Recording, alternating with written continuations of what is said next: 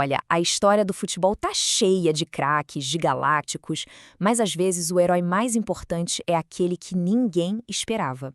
Essa história de um jogador que num tempo curto, mas espetacular, num clube gigante, acabou simbolizando uma virada de chave fundamental na história desse clube.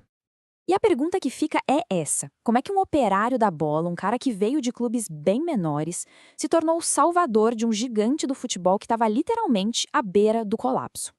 A resposta, no fundo, é bem simples. Ele era exatamente o herói que um clube em crise precisava. Sabe aquela história? A pessoa certa, no lugar certo e na hora mais sombria possível. Então tá. Pra gente entender o herói, primeiro a gente precisa entender o caos. Vamos voltar no tempo lá pro Flamengo de 2012.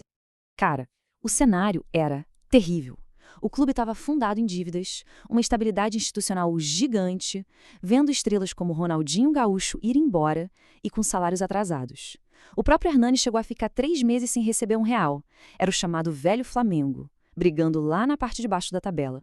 E aí, no meio desse furacão todo, ele chega. Mas chega como? Como uma aposta de baixo custo. Ninguém via ele como estrela. Para a torcida, para a imprensa, ele era só um reserva para nomes como Wagner Love. A contratação foi recebida com ceticismo total. Mas de onde é que veio esse atacante? Vamos dar uma olhada em como a identidade do brocador foi forjada. Foi um caminho longo, viu? Um caminho bem difícil, dos campos menores até o maior palco do futebol brasileiro. A carreira dele foi uma jornada de operário mesmo. Começou no São Paulo, lá em 2007, mas não teve chance. Daí ele rodou Rio Preto, Toledo, Paulista. Ele era a definição do trabalhador da bola. A virada de chave vem em 2012, quando ele guardou 16 gols pelo Mojimirim e finalmente entrou no radar do Flamengo. E o apelido, Brocador, isso aqui é interessante. Um goleiro lá no Toledo ficou tão impressionado com a força dele para fazer gol que usou essa gíria baiana, que é para quem quebra tudo, quem derruba o obstáculo. Uma identidade perfeita para um centroavante que simplesmente quebrava as defesas. E então, chega 2013, o ano em que tudo mudou de verdade. O clube com uma filosofia nova e o surgimento de um novo herói. A brocamania estava prestes a explodir. Foi o que a gente chama de tempestade perfeita. Uma nova diretoria chegou cortando gastos. O craque do time, Wagner Love, foi vendido. O clube precisava desesperadamente de um artilheiro que fosse bom e barato. E quem estava lá, esperando a chance? Hernani. Ele agarrou a oportunidade com unhas e dentes. E a conexão com a torcida foi imediata. Chegaram a tentar apelidar ele de Chicharito Hernani, mas ele, com muita humildade, pediu: me chamem de brocador. Ele estava honrando a própria jornada e, com isso, selou um pacto com a nação rubro-negra. E a resposta dele veio em campo. O resultado de 2013? Esse número aqui. 36 gols. E ele não foi só o artilheiro do Flamengo, não. Ele foi o artilheiro do Brasil inteiro. Os dados não mentem. O domínio foi absoluto. Ele marcou mais gols que qualquer outro jogador no país naquele ano. Superou todo mundo. Mas foi na Copa do Brasil que a lenda dele foi cimentada de vez. A campanha daquele título foi a coroação definitiva do brocador como ídolo.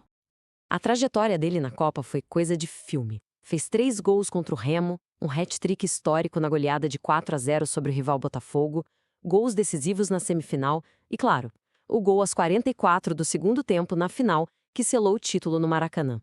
Ele era um jogador de jogo grande, simples assim. Com esse título, ele se tornou o rosto de um novo ideal. A prova viva de que o Flamengo podia sim ser campeão sem gastar fortunas. Foi a validação daquela nova direção mais austera e responsável do clube.